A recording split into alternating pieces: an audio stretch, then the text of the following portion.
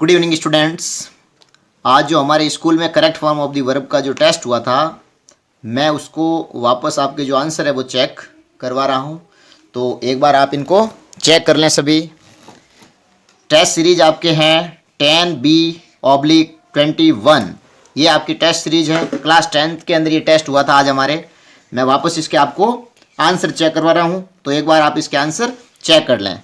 Question number 1 आपके सामने लिखा हुआ है द रॉबर्स खालीजगह 3 पर्सन सो फार। अगर किसी वाक्य के अंदर सो फार या फिर ऐसे कोई भी ये शब्द लिखे हुए आ जाएं, सो फार है, just, just now, up to now, ऐसे शब्द आपको कहीं पर भी लिखा हुआ मिल जाए तो वहां पे आपको हैज है प्लस वर्ब की थर्ड फॉर्म का प्रयोग करना है। तो यहाँ पे रॉबर्स है तो यहाँ पे क्या आ जाएगा आपके, यहाँ पे हो जाएगा हैव मर्डर्ड, यानी हैव आएगा क्योंकि बहुवचन है रॉबर्स।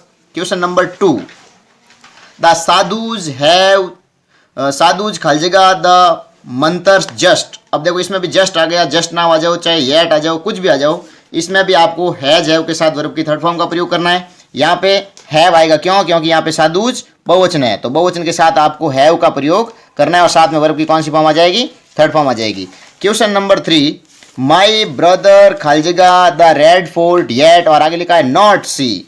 तो देखो जिस वाक्य के अंदर आपको कहीं पर भी येट मिल जाए और वाक्य नेगेटिव है तो हैज नॉट या हैव नॉट के साथ आपको वर्ब की थर्ड फॉर्म का प्रयोग करना है। यहाँ पे माई ब्रदर सिंगुलर है तो यहाँ पे हैज नॉट सीन इसका आंसर हो जाएगा। क्वेश्चन नंबर 4 नंबर क्वेश्चन लिखा है पारुल खालीजगह on the mobile for almost 1 hour, और आगे लिखा है टॉक। जब समय से पहले फॉर, सिंस या ऑल दिया हुआ आ जाए तो वहां पे आपको हैज बीन, हैव बीन के साथ वर्ब की कौन सी फॉर्म का यूज करना है, वर्ब की फर्स्ट फॉर्म प्लस आईएनजी का। तो यहाँ पे पारुल सिंगुलर है इसलिए हो जाएगा has been talking.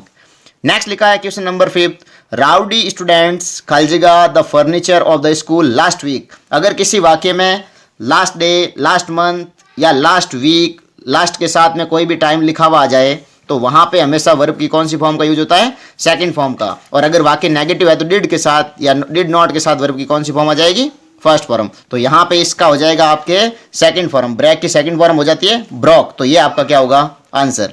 Question number 6 the driver of the car खालीजगह the brakes and stop the car. अब देखो एंड दिया हुआ है, जब दो वर्बों के बीच में एंड आ जाए, जब दो वर्बों के बीच में क्या आ जाए, एंड आ जाए, एंड के बाद में वर्ब की सेकंड फॉर्म लिखी हुई है, यानी दो वर्बों एंड, दो वर्ब्स जो है वो एंड के माध्यम से जुड़ी हुई है। तो जब दो वर्ब एंड से जुड़ी हुई हो तो वहां पे आपको उससे पहले भी किसका यूज कर लेना है, एंड का ही आपको यूज, सेकंड फॉर्म का यूज करना है। इधर सेकंड फॉर्म है तो इधर भी क्या आ जाएगी, सेकंड फॉर्म, तो अप्लाइड हो जाएगा, वाई को हटाकर आई डी। क्वेश्चन नंबर 7 लिखा हुआ आपके सामने द थिप खालीजगह the lock when he was caught, यानी चोर पकड़ा गया जब वह ताला तोड़ रहा था। तो इसमें हो जाएगा वॉज ब्रेकिंग, वैन से पहले वॉज वर्ब के साथ वर्ब की फर्स्ट फॉर्म प्लस आईएनजी और आगे पैसिव वॉइस का वाक्य लिखा हुआ है, तो यहाँ पे क्या हो जाएगा आपके वॉज ब्रेकिंग हो जाएगा। अब क्वेश्चन नंबर आगे देखिएगा 8। क्वेश्चन नंबर 8 आपके सामने लिखा हुआ है द किंग खालीजगह बिफोर द प्रिंस कैम। देखो वाक्य के बीच में बिफोर आया हुआ है और बिफोर के बाद में वर्ब की सेकंड फॉर्म है, तो बिफोर से पहले हैड प्लस वर्ब की कौन सी फॉर्म आएगी, थर्ड फॉर्म, तो इसमें हो जाएगा हैड लेफ्ट।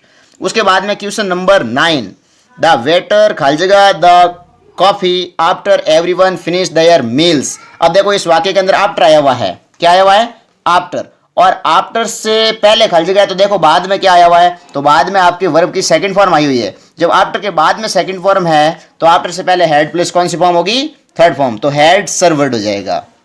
उसके बाद में क्वेश्चन नंबर 10 लिखा हुआ आपके सामने प्रेरणा खालीजगह rakhi to her step brother also next time. अब देखो जब नेक्स्ट के साथ में कोई भी टाइम लिखा हुआ आ जाए तो वहां पे आपको फ्यूचर सिंपल यानी सेल विल के साथ वर्ब की कौन सी फॉर्म का यूज करना है, फर्स्ट फॉर्म का यूज करना है। तो यहाँ पे देखो प्रेरणा आई और वी नहीं है, आई और वी के साथ आता है सेल और अदर ऑल के साथ में क्या आता है, विल, और वर्ब की कौन सी फॉर्म, फर्स्ट फॉर्म, तो विल टाई का यहाँ पे विल टाई ही रहेगा। क्वेश्चन नंबर 11 यहाँ पे लिखा है सौरव रन्स फॉरवर्ड एंड खालीजगह ए कैच। अब देखो एंड से पहले वर्ब की फर्स्ट फॉर्म में एस एस जुड़ा हुआ है, यानी एस जुड़ा हुआ है, तो जब दो वर्ब दी हुई हो और उसके बीच में एंड हो तो एंड से पहले रन में एस लगा हुआ है और सब्जेक्ट सौरव सिंगुलर है तो इसमें भी क्या जुड़ जाएगा, एस, यानी ट्रैक्स हो जाएगा।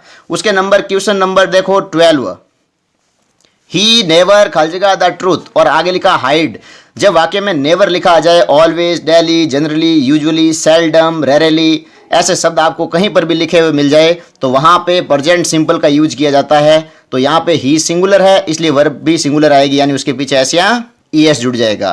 क्वेश्चन नंबर 13, फार्मर्स खाली जगह बेरीज फ्रॉम द बुशेज, यानी जो किसान है वो क्या करते हैं, झाड़ियों से जो बेरी होती है, बेरीज होती है, उसको तोड़ते हैं। तो यहाँ पे फलक का पलक ही रहेगा, क्यों? क्योंकि यहाँ पे फार्मर्स प्लूरल है और वर्ब भी कैसे आएगी, प्लूरल। कोष्टक में हमेशा कौन सी वर्ब दी जाती है, प्लूरल वर्ब आपको दी हुई आती है। क्वेश्चन नंबर 14 नंबर क्वेश्चन लिखा हुआ है, द ऑर्गेनाइजर्स विल इंट्रोड्यूस खाली जगह the guest at the function at that time. जब वाक्य में आपको एट दैट टाइम या फिर एट दैट मोमेंट जैसे शब्द आपको लिखा हुआ आ जाए, दोज डेज या एंशिएंट टाइम, ऐसा कुछ भी लिखा हुआ आ जाए तो ये पास्ट कंटिन्यू की एडवर्ब्स है। यहाँ पे आपको वॉज वर्ब के साथ वर्ब की फर्स्ट फॉर्म में क्या जोड़ना है, आईएनजी जोड़ना है। अब यहाँ पे देखो क्या आ जाएगा, यहाँ पे ऑर्गेनाइजर्स बहुवचन है तो यहाँ पे वॉज नहीं, यहाँ पे आएगा वर इंट्रोड्यूसिंग हो जाएगा। ये वॉज यहाँ पे गलत है, इसमें हो जाएगा आपके वर इंट्रोड्यूसिंग। उसके बाद में आपको अगला क्वेश्चन देखो 15, द फ्लोरिस्ट खाली जगह द बकेट बाई आफ्टरनून। अब यहाँ पे लिखा हुआ देखो डिलीवर वर्ब दी हुई है, जब समय से पहले बाई दिया हुआ आ जाए तो वहाँ पे शैल है, विल है प्लस वर्ब की कौन सी फॉर्म का यूज होता है, थर्ड फॉर्म का। यहाँ पे देखो आई और वी होता तो हम यहाँ पे शैल लिखते, लेकिन यहाँ पे फ्लोरिस्ट लिखा हुआ है, इसका मतलब विल है के साथ वर्ब की कौन सी फॉर्म आ जाएगी, थर्ड फॉर्म आ जाएगी। क्वेश्चन नंबर 16, आई खाली जगह फायर बिफोर सम टाइम। अब देखो बिफोर आ जाए वाक्य के अंदर, यानी यस्टरडे, अगो, बिफोर या फिर ऐसा कोई भी शब्द लिखा हुआ आ जाए लास्ट से संबंधित, तो वहाँ पे वर्ब की सेकंड फॉर्म का यूज होता है। तो बर्न्ट इसकी रेगुलर वर्ब भी लिख सकते हो और ब्रंट भी लिख सकते हो, दोनों इसका आंसर सही है। ईडी भी लगा सकते हो इसके पीछे और ब्रंट भी इसका आंसर बिल्कुल सही है। क्वेश्चन नंबर 17, आई खाली जगह to leave by tomorrow morning. अब देखो यहाँ पे लिखा है समय से पहले फिर से बाई दिया हुआ है। देखो जब समय से पहले बाई हो तो शैल हैव, विल हैव के साथ वर्ब की कौन सी फॉर्म आ जाएगी, थर्ड फॉर्म आ जाएगी। तो यहाँ पे आई सब्जेक्ट है तो शैल हैव डिसाइडेड हो जाएगा। उसके बाद में question number 18, this year Janmashtami खाली जगह ऑन अ संडे। देखो ये future planet fix planet work है, इसमें वर्ब की फर्स्ट फॉर्म प्लस एस या ईएस का यूज होगा। तो जन्माष्टमी सिंगुलर है तो यहाँ पे क्या हो जाएगा, तो यहाँ पे आपके वर्ब की फर्स्ट फॉर्म में एस या ईएस यानी एस जुड़ जाएगा। क्वेश्चन नंबर 19, यू मस्ट खाली जगह स्मोकिंग। देखो यहाँ पे मॉडल दिया हुआ है, जब किसी वाक्य के अंदर मॉडल दिया हुआ आ जाए, can, could, may, might, shall, should, will, would ऐसा कुछ भी लिखा हुआ आ जाए, यूज इट टू वगैरह, तो वहां पे आपको केवल वर्ब की फर्स्ट फॉर्म का यूज करना है, उसमें ना तो एस जोड़ना है ना ही ईएस जोड़ना है। उसके बाद देखिए question number 20, if you were a bird. देखो ये काल्पनिक वाक्य है, इफ वाला टाइप 7 मैंने आपको करवाया था बोर्ड पे कि if you were a bird, you खाली जगह इन द स्काई। जब काल्पनिक वाक्य दिया हुआ हो यानी सिंगुलर, यहाँ पे आई था आई वर अ बर्ड, तो यहाँ पे देखो काल्पनिक वाक्य इसमें वुड के साथ आपको कौन सी फॉर्म का प्रयोग करना है, यहाँ पे आपको सिंगुलर फर्स्ट फॉर्म का प्रयोग करना है, तो वुड फ्लाई का वुड फ्लाई रहेगा। क्वेश्चन नंबर 21, सी खाली जगह स्टिल। देखो मैंने एक नियम पढ़ा था आपको, किसी वाक्य में स्टिल दिया हुआ हो, नावे डेज लिखा हुआ हो या फिर दीज डेज लिखा हुआ हो, at this time, at this moment जैसे शब्द कहीं पर भी अगर लिखे हुए हो तो वहाँ पे is am are plus verb की फर्स्ट फॉर्म प्लस आईएनजी का प्रयोग किया जाता है। तो यहाँ पे देखो सब्जेक्ट सिंगुलर तो आया इज और वर्ब की फर्स्ट फॉर्म में जुड़ गया आईएनजी, तो हो गया is living. Next question number 22, C खाली जगह him will he was speaking to my father. अब देखो इस वाक्य में वाइल दिया हुआ है और उसके बाद वॉज वर्ब का प्रयोग हो गया, तो वर्ब की कौन सी फॉर्म का प्रयोग हो जाएगा, सेकंड फॉर्म का। ये मैंने आपको इसके दो टाइप के रूल पढ़ाए थे, तो ये आपके वर्ब की सेकंड फॉर्म वाला है, तो इसमें आ जाएगा interrupted. Question number 23, I would rather खाली जगह from my job than take a cut in salary. अब देखो वुड रैदर का और हैड बेटर का दोनों ही प्रयोग मैं आपको एक साथ पढ़ा चुका हूं कि अगर वाक्य में कहीं पर भी हैड बेटर या वुड रैदर दिया हुआ हो तो वहां पे हमेशा वर्ब की फर्स्ट फॉर्म का यूज होता है, उसके अंदर ना तो एस जुड़ता है ना ही ईएस जुड़ता है। तो यहाँ पे आपके क्या हो जाएगा, केवल फर्स्ट फॉर्म का ही यूज होगा, तो रिजाइन का रिजाइन ही रहने वाला है यहाँ पे।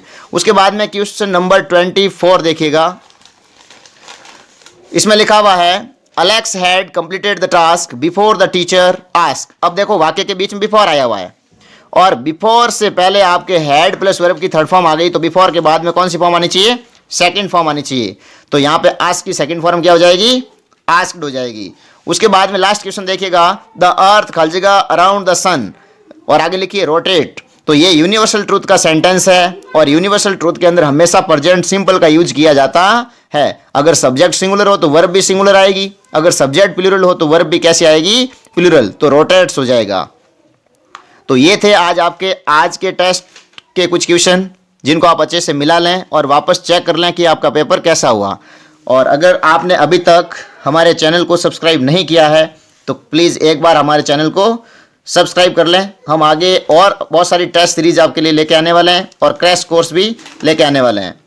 और अगर आपको इस टेस्ट से संबंधित कोई भी प्रॉब्लम हो तो आप इस नंबर पे व्हाट्सएप कर सकते हैं, और किसी भी पर्सन का आंसर अगर आपको प्रॉब्लम दिखाई दे रही है तो इससे आप संपर्क कर सकते हैं। और भी अगर आपको किसी प्रकार की कोई स्टडी में प्रॉब्लम आ रही है तो आप इस नंबर पे व्हाट्सएप कर सकते हैं। बाकी हम अगले वीडियो में देखेंगे। तो ये आपका आज का पेपर था, अच्छे से मिला लें, बाकी हम अगले वीडियो में डिस्कस करेंगे। Thank you.